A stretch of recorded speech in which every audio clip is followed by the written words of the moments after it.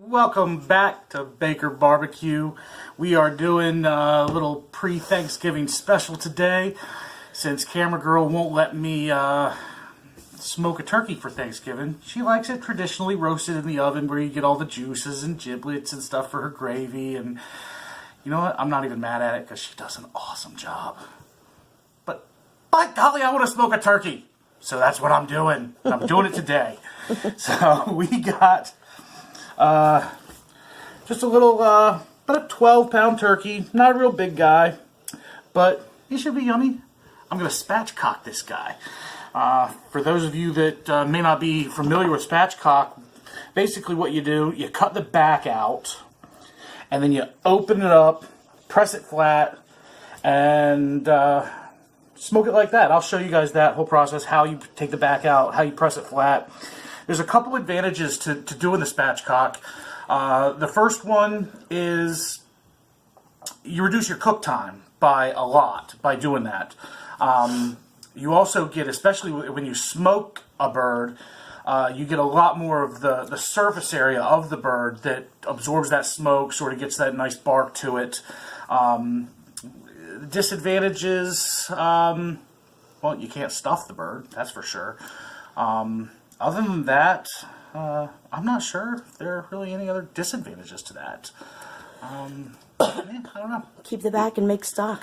Yeah, well, absolutely. Yeah, I guess one of the other advantages is you do lose out on some of that meat that's right along the back of the turkey.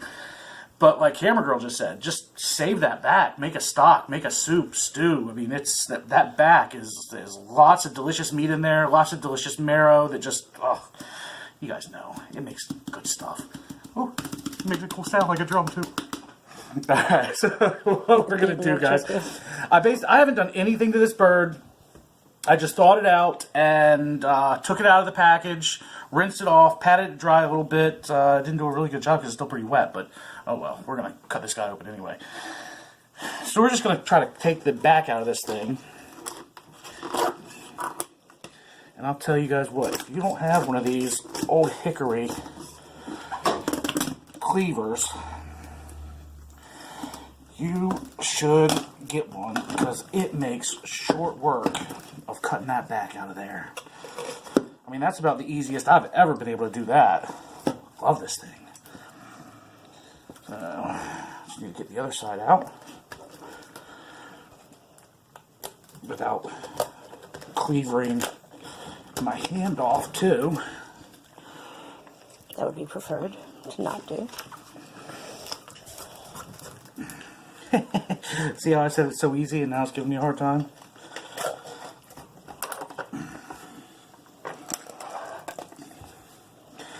The first one's always easier too because it's you got the rest of the bird holding everything together. Let's see what these kitchen shears can do. If they're even gonna make a dent. No way. Here, you know what we're gonna do? We're going to go at it from the other angle.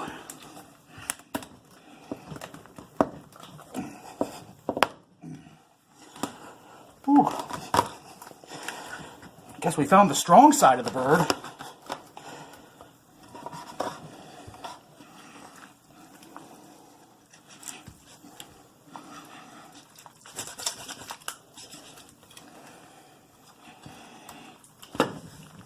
Oh yeah, fun stuff, isn't it? Rip and tear. When the knife doesn't work, just rip and tear. Alright, so you got your back out of the bird. Now you just basically put the guy over. Legs out like that. Break that. Put him flat. That is a spatchcock bird. Works for chickens, turkeys, I would imagine pheasants, ducks, geese. If it's a bird, I imagine you could spatchcock it. Cornish game hens, who knows? Possibilities are endless with delicious, yummy birds. We don't want that. I don't want that there, so we're going to get rid of that. So now, basically, all I'm going to do to season this, I'm going to keep it pretty simple. I ripped my glove. That's okay. What I'm doing, guys, if any of you guys saw my teaser, I'm going to be making a nice glaze for this guy. I'm going to be making a sweet and spicy pear and pepper glaze. Should be really good. I want minimal seasoning on the bird just because I want that glaze to hopefully really take over. But, you know, we definitely need a little bit of seasoning. This is rib rack chicken. And I think it's going to work well with my glaze because it's got all your basic seasonings, but the first ingredient is sugar, then salt. So I like the idea that it's a sweeter rub because with the sweet glaze, I want that sweet flavor to really come out. But it's definitely got all the savory stuff that you need in there too. You got to have a nice balance of flavors. If it doesn't balance, it's just not going to be very good. I need another pair of gloves. Hmm? Do you need another pair of gloves? Yeah, I will. Actually, no. I can't reach them anywhere. That's okay. I've got a single glove, because I kind of was thinking that might happen.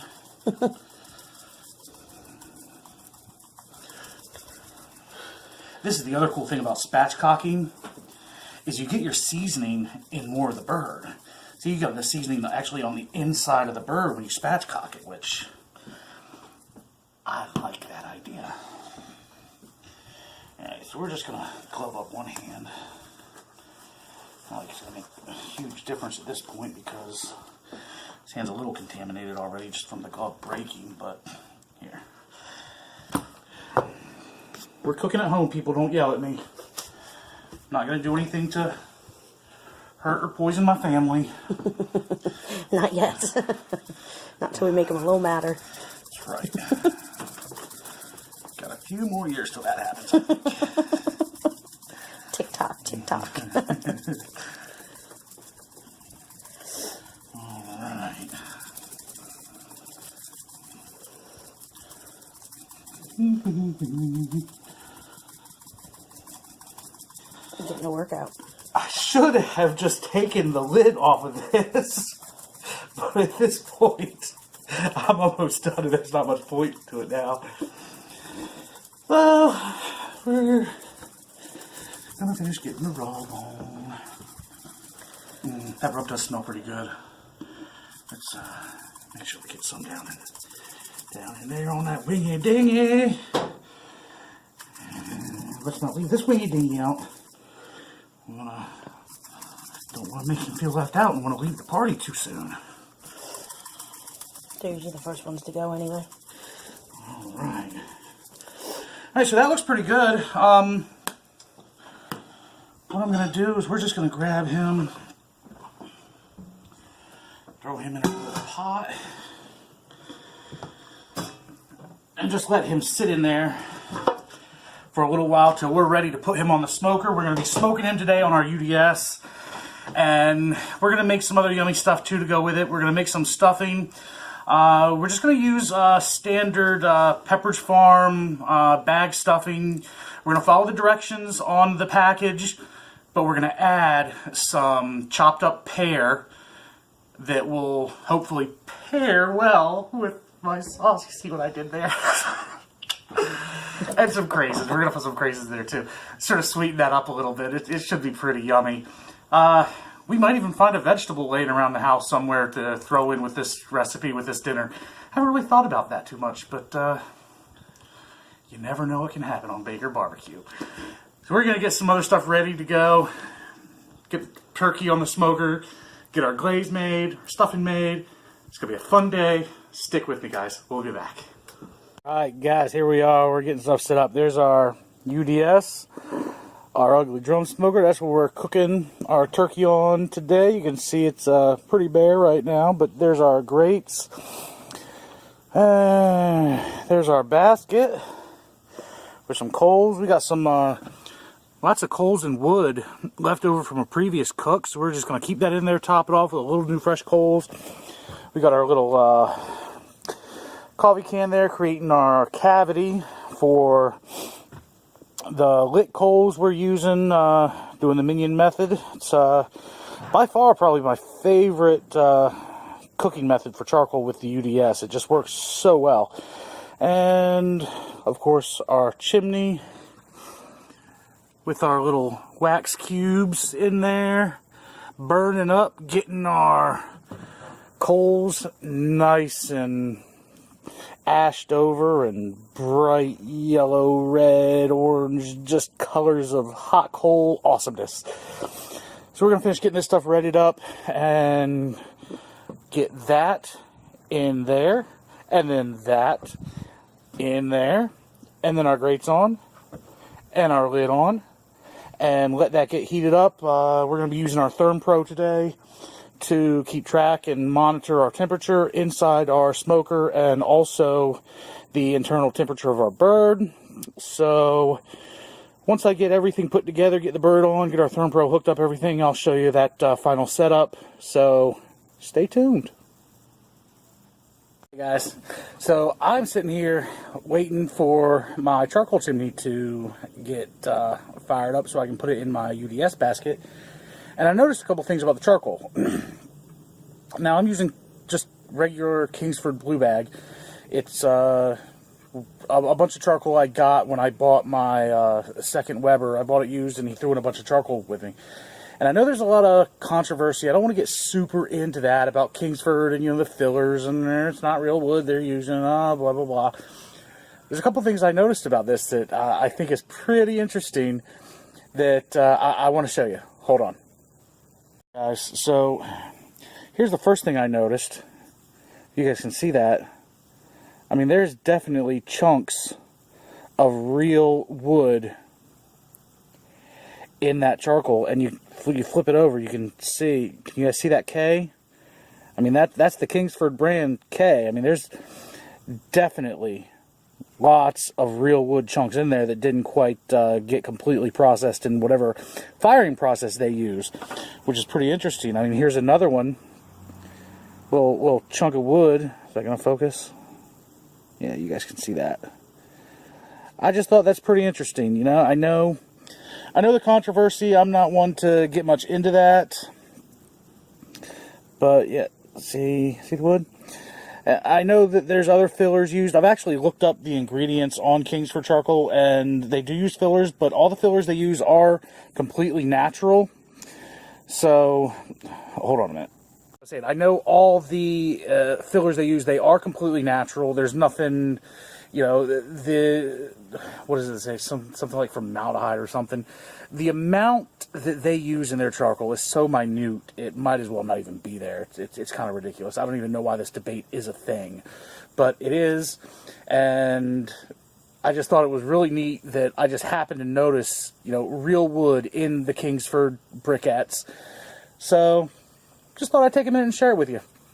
So, you know, from here on out, I'm just going to carry on with my cook. Give you a little something to think about there. Alright guys, here we are. Here's our setup. Look at that bad boy right there. Now our turkey's on. We've got our ThermPro right there monitoring inside temp of the grill. I've got my meat probe temp right in the heart of the thigh there. We want to make sure that gets to right about, I'd say about 160 before we take it off and then let it rest. It should get up to about 165 to 168, maybe 170 once we take it off and let it rest, and that's going to be just about perfect. But if you'll see, I am using, you can sort of see that aluminum pan under that turkey there. I am using a water pan under there. I want to make sure that I maintain and create a nice moist environment under that turkey and inside that smoker to keep that turkey nice and moist. We don't want it drying out. That would be just horrible. So yeah, we're gonna let this cook for a little while, and we're gonna go make our glaze, get our stuffing ready. Oh, this is gonna be good, guys. Stick with me. We're gonna check on this turkey in about an hour. We'll see you then. Guys, we've got our turkey on.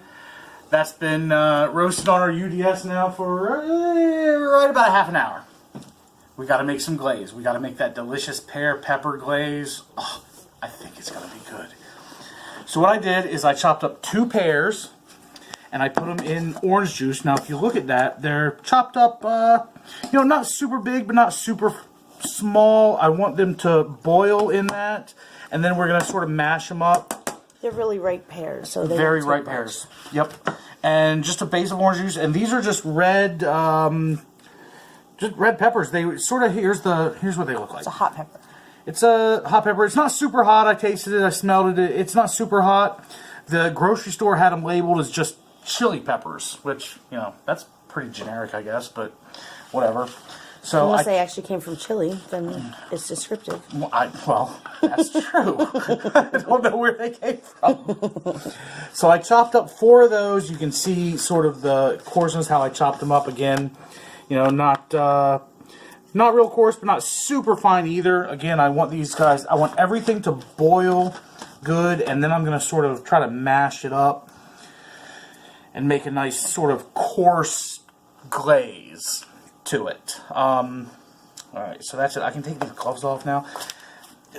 Anybody, you're chopping up peppers, hot peppers, you know, chili peppers, jalapenos, or, you know, anything even hotter than that. Use gloves, guys. Seriously. Even if you wash your hands like 3 times, that oil from those peppers, they just stay, and you touch anything and it's going to hurt. And certain things you might touch are going to hurt a lot worse. And you don't want that to happen. So, alright, so to this, so we have an orange juice base, 2 pears, 4 of our chili peppers. We're going to put a couple dashes of soy sauce, just because soy sauce seems to just make sense in that sort of sweet and spicy type of sauce that we make. It marries it together. And we've got some honey. Camera girl had a genius idea to soak the honey bottle in hot water. Now you see how easy that came out? Oh, so easy. It's cold in our house, and we're not turning the heat on yet. There really wasn't a lot of honey in that.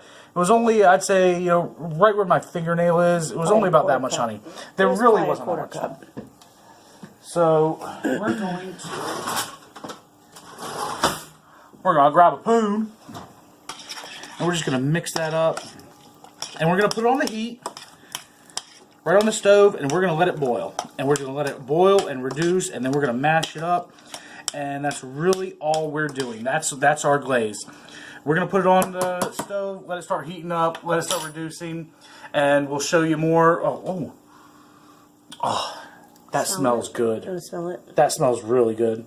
It looks pretty. Man. Once we get to a point where, you know, it's cooked and reduced a little bit, and we're going to start mashing up and actually start creating the glaze, we'll bring you back and show you that. But now it's time to start making the stuffing. So I got to switch gears and start doing that. We'll be right back. Alright guys, we're back here and we are mixing up some good stuff for our stuffing. We've got the butter, onion, celery, which is exactly what the recipe calls for, but what we added was a little bit of craisins in there, help sweeten that up. When we put the entire breading mixture together, we're going to add our chopped pears, and it should be really, really good. The pears, again, are super ripe, so I don't think we need to soften them up in our mixture here because they're already soft enough, and baking the stuffing is going to help soften them up too. So I think we're good. So we're going to put some broth in there now. Here's 1 cup. We need 1 more after this. Just a little bit for right now, just to rehydrate the craisins. All right. Now here, let's move over here. Look at this glaze. Look at that stuff. Look at it go. That's our pear and pepper glaze, and it is looking really, really good. We're going to give that a few more minutes, and we're going to start mashing that up, and then let it simmer for a little bit more after we mash it up. And then we're going to mash it some more. And then after that, we might mash it some more. And then we might mash it again. Eventually, we might eat it. And then we might mash it again after that. Who knows? But yeah, look at it. This is looking good, guys. This is actually, everything's coming together really well for a beautiful, beautiful meal. I don't know what else to say other than it's been right about an hour, so we need to go check on our turkey now. So let me show you that, guys. We'll be right back. Oh, here we are, guys. Look at that beautiful looking bird. That thing is just magnificent, isn't it? Man, that's looking good. Coals down there. See that glow? Still burning good. Skin. Still a little soft. Still got a ways to go. I'll be honest with you. I think I misdid my Therm Pro. I think the actual meat probe right here, I stuck it too far into the meat and let it come out, because it's reading about 150 right now, and I can tell you just by looking at that bird, there's no possible way it's even close to that. But what I am going to do is I am going to try to flip it and get a little cooking on the other side, see what that does. I just am curious to see what the other side looks like. So let me do that, guys, and I'll show you what we're working with. Guys, things are shaping up really nicely. Our turkey is cooking perfectly. You guys saw when we just checked on that. It looks really good. We're about to put some of our glaze on it, which has actually turned out to not be so much of a glaze as it is more of like a spicy, fruity salsa chutney type of thing. It's more chunky than I originally imagined it. But as I was cooking it down and mashing it up and tasting it, it's really good. The flavor profile that I was expecting, that sweet and even kind of spicy from the peppers, it's all there. It's really good.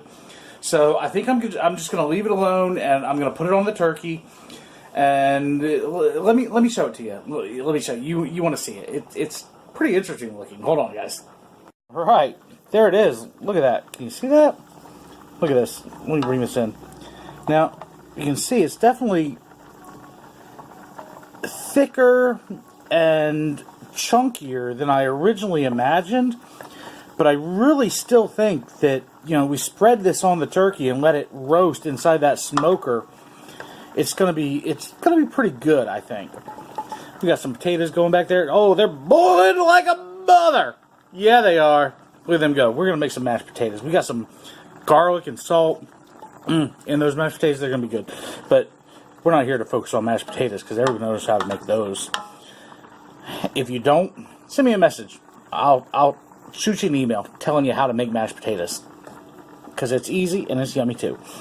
But this stuff, it really is almost like a thick jam, or I don't know, chutney, I guess. Still not sure what a chutney is, but I'm pretty sure this is pretty close to it.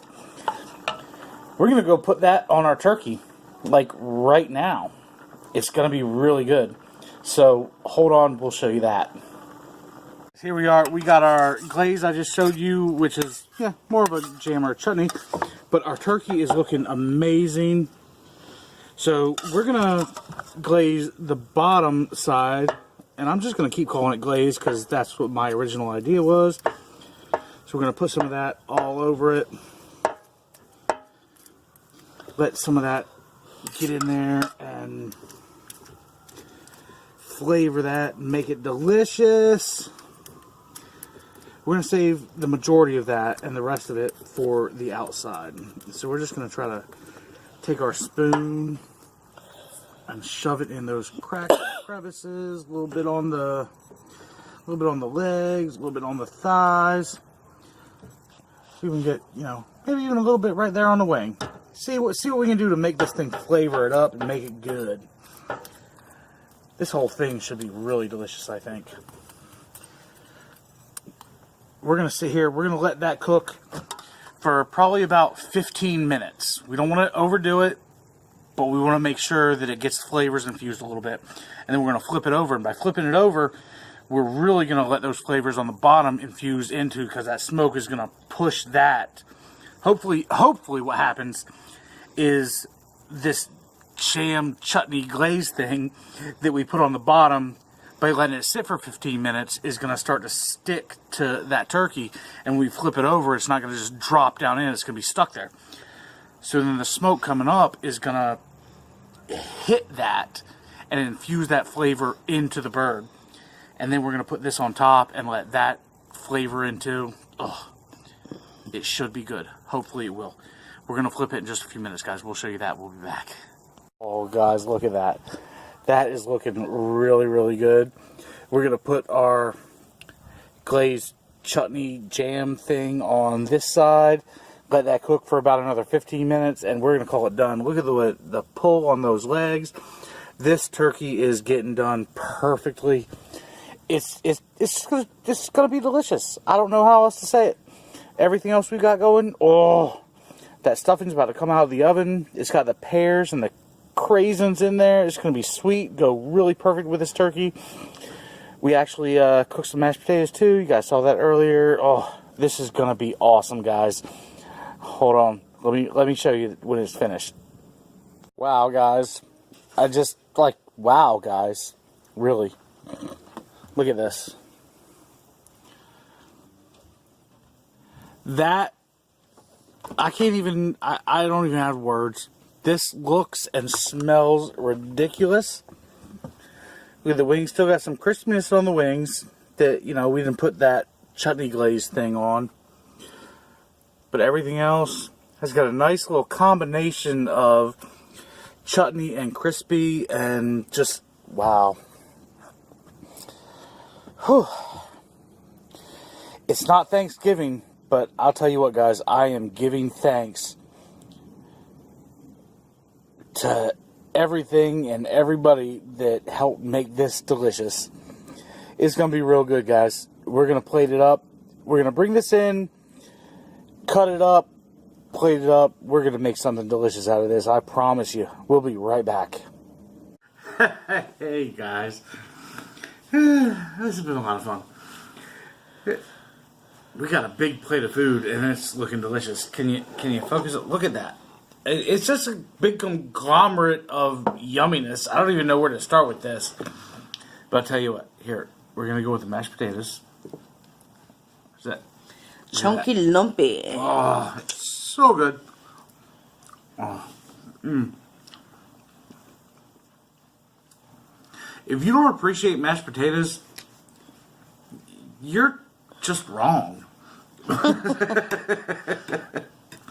We don't mean to be judgy, but, you know. Yeah, we don't mean to be judgy, but yeah, we're going to judge you if you don't like mashed potatoes, because they're just delicious. Alright, so the stuffing. I mean, it was just the classic. Let's look at it close. The classic, peppers from stuffing.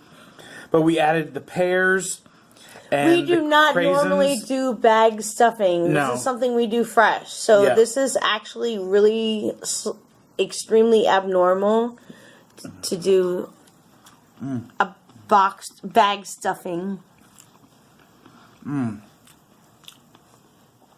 Those pears. Yeah, guys, those pears. I'll tell you what, those pears were a great addition to the entire meal. The flavor they put on that turkey, the flavor they helped infuse into that stuffing, that sweetness just was really right on point. It was great. My glaze, it didn't quite turn out exactly what I was hoping for in the beginning. But once I saw how it was cooking up and it just sort of rolled with it, and it did come out really, really good. I was really impressed with the flavor it put on that turkey, especially with the peppers. It really was, as far as the flavor I was trying to accomplish, I hit that right on the head. So I'm really happy with the way that came out, even if it wasn't quite a glaze, I guess. But it was still good. We still liked it.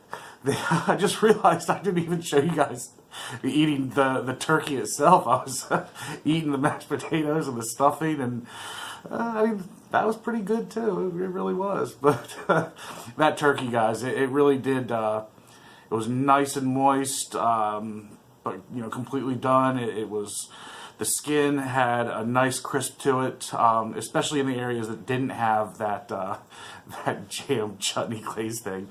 But yeah, it was really awesome. I will definitely be doing this one again. So that's about it, guys. We're going to sign off. I enjoyed my meal. Hope you guys do too. This is Baker Barbecue. See you next time.